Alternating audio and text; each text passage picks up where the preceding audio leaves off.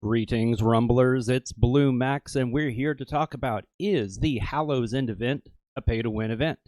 So, why am I asking this question? Well, part of it is because initially I put together a lengthier presentation on the Hallow's End event, but I didn't read the detail and thought I had a few extra days to record. So, chances are you've already watched The Old Guardian or OJH, and you know a lot of those details, so let me bring you something extra.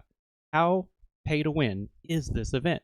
But just in the offhand chance that you haven't already watched one of those videos, let me give you a real brief summary of what this event looks like. And then before I get to the big question, we're going to go over my working definition of exactly what I refer to as pay to win within the mobile gaming space.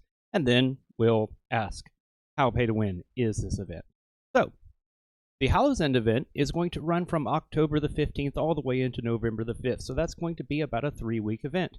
And it's going to be similar to a seasonal event such as the Cenarian event or even the Dark Moon Fair event, in that you're going to have all sorts of challenges and tweaks to the game, changes, and lots of reward trees. Now, during that first week, apparently we're going to get an opportunity to unlock the Undead Kobold skin. Great. I can't wait to add that to my collection.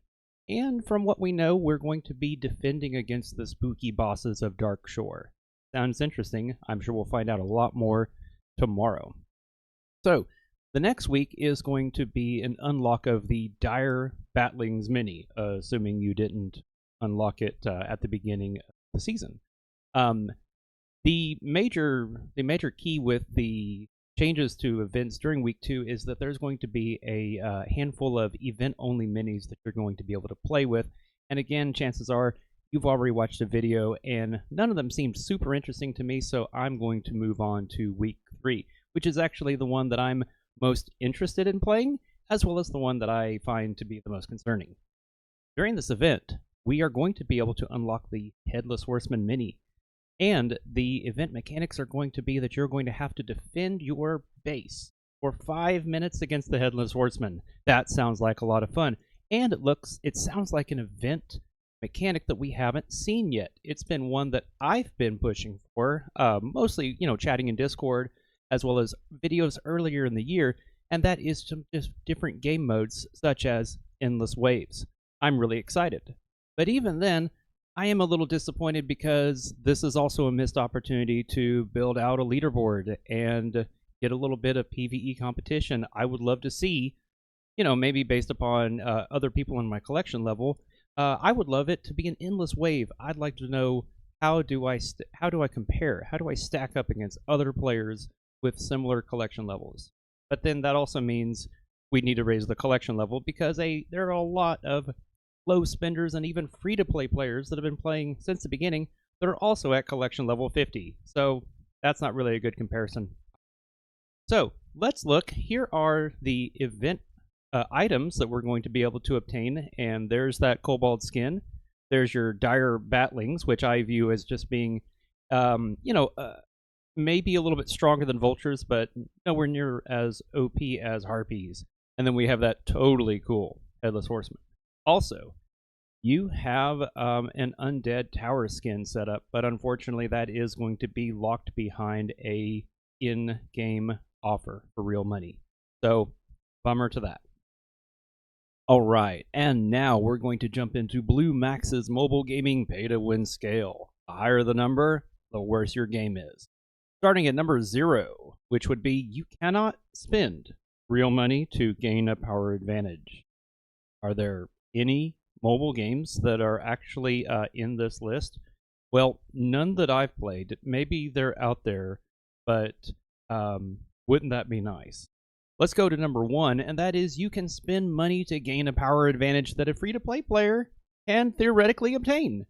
And that's going to be a situation where all you're doing is paying to progress, to move your account faster. So, yes, in theory, if I simply don't have as much time to play the game as other people, but yet I want to stay relevant and I want to stay powerful, I can spend money. But if I'm a person that has maybe fewer work or family responsibilities, therefore has more time to game, I can theoretically catch up, or keep up rather. So you've got that.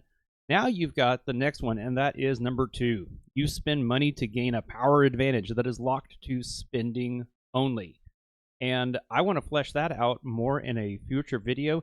I'm going to tell you right now that according to Blue Max, Warcraft Rumble has elements that are in the 1 category as well as elements in the 2 category. And the most insidious, that would be 3. Not only are you spending money, but there is a gambling effect, such as a Wheel of Chance. And unfortunately, I have fallen for at least 2 of those games, and I'm telling you what, never again.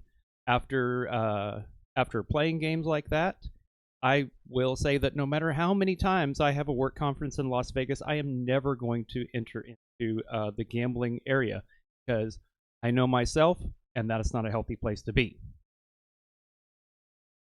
And now for the highlight of this video. Why do I have some concerns about the event? Well, it's primarily in the realm of the Headless Horseman. Chances are you already know the Headless Horseman is going to be available in week 3 of this Hallow's End event, and the Headless Horseman is only going to show up in the grid as well as in XP tomes during this event. So, if you want to stay relevant in this game, and by relevant, I mean in PvP, you are going to have to spend the gold and the resources to get the Headless Horseman up, at least up to Epic. So that's going to be 39 stars.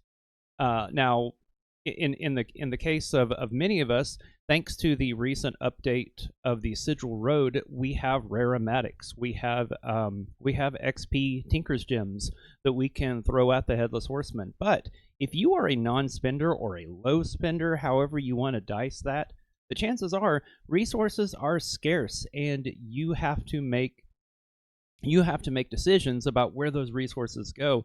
And unfortunately, because of the kind of the FOMO, or fear of missing out nature of this event, a lot of people, myself included, are going to have to really unload during this event in order to get the Headless Horseman to 5. I mean, he does have some really wicked stats. Like at level 1, it's 1,500 hit points, which is 1,000 more than Baron Rivendare, which essentially makes him Baron Rivendare, both armored as well as resistant, in the respect that it's the same. It's going to basically take the same amount of damage. Plus, he's got some really good DPS, and he's got that every 8 seconds drops a poisonous pumpkin. So we've got some serious dynamics going on here.